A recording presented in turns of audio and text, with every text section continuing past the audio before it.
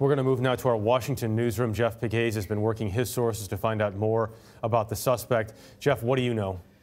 Well, we now know the identity of the man in custody. CBS News law enforcement sources identify the suspect as JARROD Ramos of Laurel, Maryland. He is 38 years old and, according to court documents, appeared to have a grievance in the past against the Capital Gazette newspaper, that of course being the newspaper that was targeted today.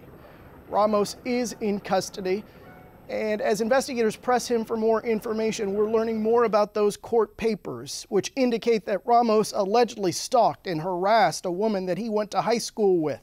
The threats were made online and were violent. The Capital Gazette wrote a story about the allegations. Ramos sued the newspaper for defamation and lost. The judge said at the time that there was nothing in the complaints against Ramos that proved that what had been published was false. Now, whether that was indeed what sparked the shooting is still under investigation.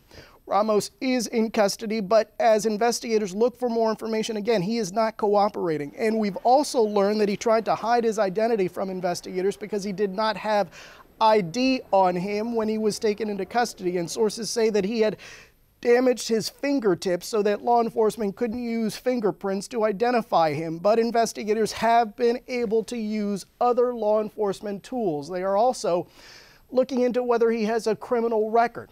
Tonight, police say that there were threats made against the newspaper on social media today, and investigators are now trying to figure out if the man in custody, Ramos, made those threats.